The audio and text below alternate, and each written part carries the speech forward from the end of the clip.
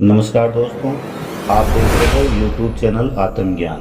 दोस्तों, जो इससे पहले वीडियो आया था कसम बड़ा या कभी, बहुत ही बढ़िया रिजल्ट आया है उस वीडियो का। आप सभी का बहुत ही अच्छा प्रेम मिला है और बहुत ही बढ़िया तरीके से आपने उसे देखा, समझा और अपने विवेक को जागृत किया।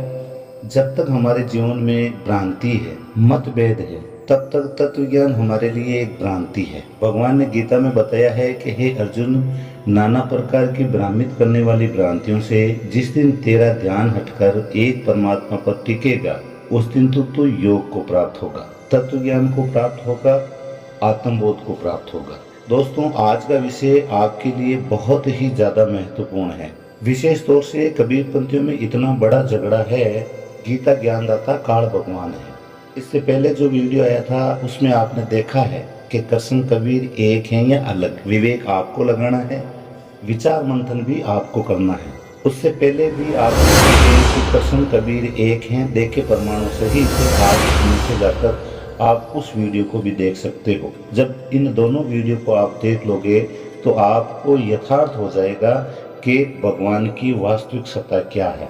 दोस्तों, आध्यात्मिक मार्ग में मेरी सिर्फ इतनी दौड़ है कि सबसे पहले आप भ्रम से बाहर निकलो। सदगुरु कबीर साहब जी की अक्सर ये वाणी कि काल काल सब कोई कहे, काल न चीन्या कोई, जितनी मन की कल्पना काल कहा वे सोई। तो दोस्तों, काल की वास्तविक सत्ता को आज हम समझेंगे, इसलिए बिना देर किए चलते हैं आज के विषय की ओर। दोस्तों, अगर आप कबीरपंथी हो तो मैं ये चाहूंगा कि आज का वीडियो आप बिल्कुल भी मिस नहीं करें। आज आपको जो काल का भ्रम है उसे पूरी तरह से निकाल देंगे।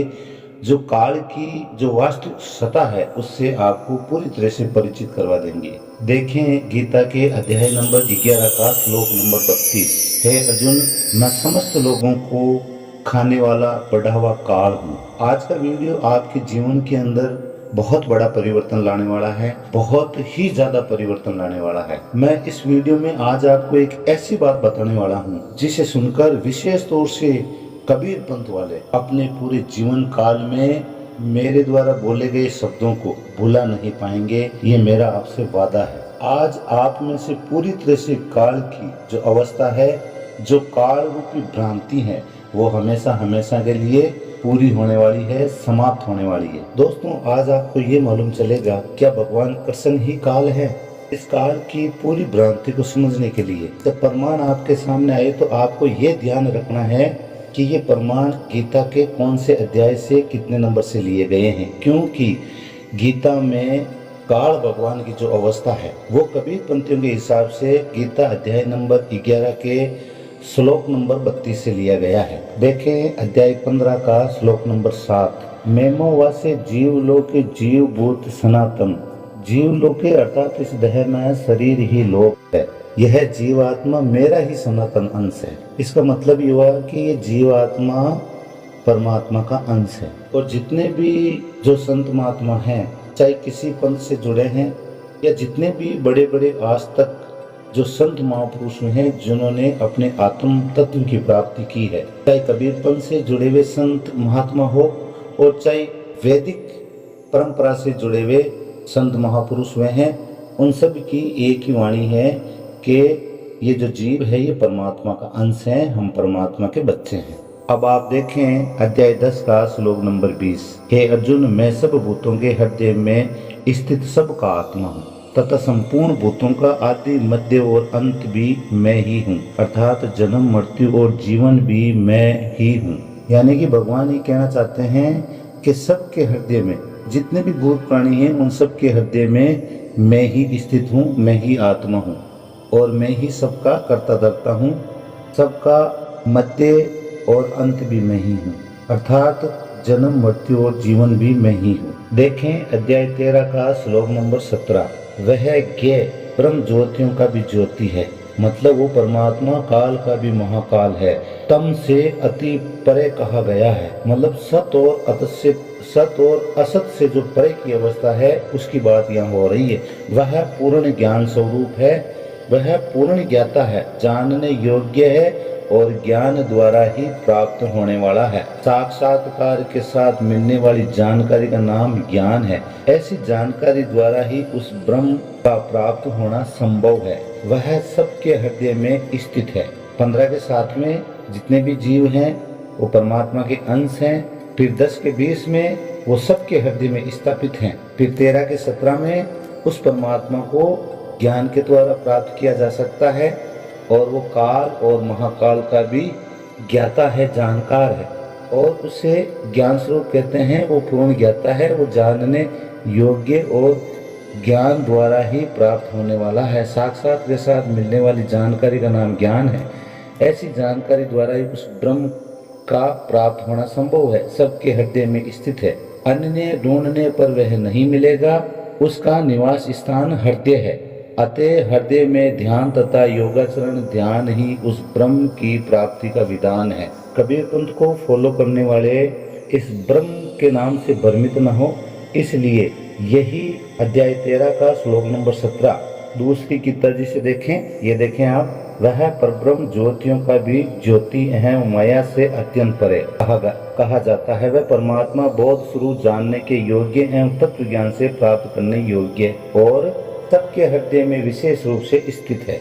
इसको और ज्यादा प्रमाणित करने के लिए आप देखें गीता अध्याय नंबर 15 का श्लोक नंबर 12। सूर्य में स्थित जो तेज संपूर्ण जगत को प्रकाशित करता है तथा जो तेज चंद्रमा में है और जो अग्नि में है, उसको तू मेरा ही तेज जान। जैसे मैंने इन सब को प्रकाशित किया है, वैसे इस जीव को ही प्रकाशित करने वाला मैं ही हूँ और मैं सबके हृदय में विराजमान हूँ। इसे और ज्यादा गहनता से समझने के लिए आप देखें गीता के अध्याय नंबर 15 का श्लोक नंबर 15। हे अर्जुन, मैं ही सब प्राणियों के हृदय में अंतर्यामी रूप से स्थित हूँ तथा मुझ से ही स्मृति, ज्ञान और अपोहन होता है और सब वेदों का मैं ही जानने के योग्य हूँ तथा वेदांत का कर्ता और वेदों को जानने वाला भी मैं ही हूँ। अब बताओ आप, तत्व ज्ञान को प्राप्त कौन है? क्योंकि उन्होंने जो ज्ञान है वो वेदों से लिया है, शास्त्रों से लिया है। और जितने भी संसार में जो वेद हैं, जो भी शास्त्र हैं, चाहे कबीर पंथ के ही क्यों ना शास्त्र हों, इन सब को जानने वाला मैं ही हूँ और मैं ही सब प्राणियों के हृदय में अंतर्यामी रूप से स्थित हूँ तथा मेरे द्वारा ही सबको स्मृति होती है, सबको ज्ञान होता है, सबके बुद्धि के योग खुलते हैं। वेदों के द्वारा मैं ही जानने योग्य हूँ। अब देखिए आप अध्याय नंबर 18 का श्लोक नंबर 61। वह ईश्वर संपूर्ण भूत प्राणियों के हृदय देश में निवास करता है। अब देखें आप अध्याय 10 के श्लोक नंबर 22 में, संपूर्ण प्राणियों को अंतर्यामी परमेश्वर अपनी माया से उनके कर्मों के अनुसार भ्रमण कराता हुआ सब प्राणियों के हृदय में स्थित है। वेदों में सामवेद हूँ और देवों में इंद्र हूँ, इंद्रियों में मन हूँ और भूत प्राणियों की चेतना अर्थात जीवनी शक्ति में ही हूँ। कबीर साहब के द्वारा जिस चेतन की बात आती है वो स्थितियाँ बताइए। भूत प्राणियों की चेतना अर्थात जीवन शक्ति में ही, उनमें जो तेज है, एक ऊर्जा जिसको हम कहते हैं ईश्वर अंश जीव अविनाशी, वो मैं ही हूँ। अब देखिए आप अध्याय 10 का श्लोक नंबर 39। हे अर्जुन, जो सब भूतों की उत्पत्ति का कारण है वह भी मैं ही हूँ, क्योंकि ऐसा वह चर और अचर कोई भी भूत नहीं है जो मुझसे रहित हो। अब देखिए आप अध्याय 10 का श्लोक नंबर 2। मेरी उत्पत्ति को अर्थात लीला से प्रकट होने को ने देवता लोग जानते हैं और ने महर्षि ही जानते हैं, क्योंकि मैं सब प्रकार से देवताओं का और महर्षियों का भी आदि कारण हूँ। मेरी उत्पत्ति को कोई नहीं जानता। तो दोस्तों अब आते हैं विशेष मुद्दे पर। दोस्तों अब आपको विचार ये करना है कि जब कबीर पंथ के अनुसार अगर गीता ज्ञानदाता काल भगवान है और भगवान श्री कृष्ण में भूत बनकर वो घुस गए थे, ऐसा जो कबीर पंथ के विद्वान हैं उनका ऐसा कहना है। इसमें सबसे बड़ी बात तो आप ये नोट करो कि जब 11 के 32 में ये कह रहा है कि हे अर्जुन मैं बड़ा हुआ काल हूँ, और गीता में 50 जगह में प्रमाण मिलता है कि मैं सबके हृदय में स्थापित हूँ, आप सभी मेरे अंश हो, यानी हम काल भगवान के अंश हैं। थोड़ा हमें विचार करना चाहिए। परमात्मा हम सब के हृदय में स्थापित है। जब परमात्मा हमारे सब के हृदय में स्थापित है तो ये 11 के 32 में जो काल भगवान कह रहे हैं कबीर पंथ के हिसाब से, वो कौन है? फिर विचार आपको करना है। अध्याय नंबर 11 का श्लोक नंबर 3 और 4 देखोगे तो तब आपको मालूम चलेगा। देखिए, मैं भी प्रमाण डाल रहा हूँ। इसमें अर्जुन ने रिक्वेस्ट की है भगवान श्री कृष्ण से कि मैं आपके जो विशेष रूप है उसे मैं देखना चाहता हूँ। आप कौन हो? आप प्रत्यक्ष रूप से मैं देखना चाहता हूँ। हे परमेश्वर, आप अपने को जैसा कहते हैं ये ठीक है, ऐसा ही, परंतु हे पुरुषोत्तम, आपके ज्ञान, ऐश्वर्य, शक्ति, बल, वीर्य और तेज से युक्त ऐसे रूप को मैं प्रत्यक्ष देखना चाहता हूँ। विचार में क्या बताया? हे प्रभु, यदि मेरे द्वारा आपका वह रूप देखा जाना शक्य है, ऐसा आप मानते हैं, तो हे योगेश्वर, आप अपने उस अविनाशी स्वरूप का मुझे दर्शन कराइए। अविनाशी, ये भगवान से प्रार्थना की गई है कि आप अपने यथार्थ रूप से मुझे परिचित करवाइए। पूरे गीता का सार कि सबके हृदय में परमात्मा विराजमान है, यही काल भगवान बोल रहे हैं। ये 11 के 11वें अध्याय में बोला है। आप उससे पहले 10वें अध्याय में देखो, भगवान सबके हृदय में स्थापित हैं।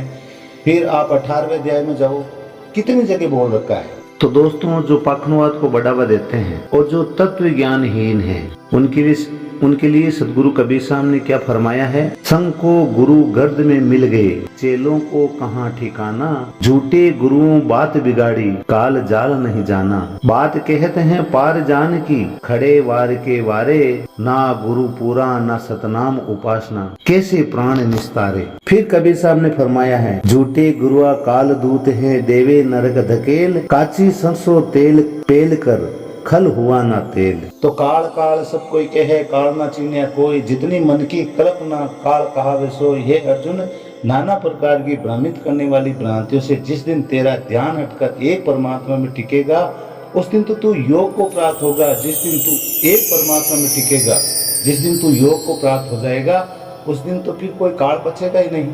ये जितनी भी मन की भ्रांतियां हैं, ये सब ऑटोमेटिक शांत हो जाएगी। तो दोस्तों, आज का विषय यहीं समाप्त होता है। अगर आपका कोई प्रश्न है तो कमेंट बॉक्स आपके लिए हमेशा खुला है। इसी के साथ ही आप सबको मेरी ओर से सादर प्रणाम, आप सभी को मेरी ओर से साधुवाद और सभी को मेरी ओर से राम।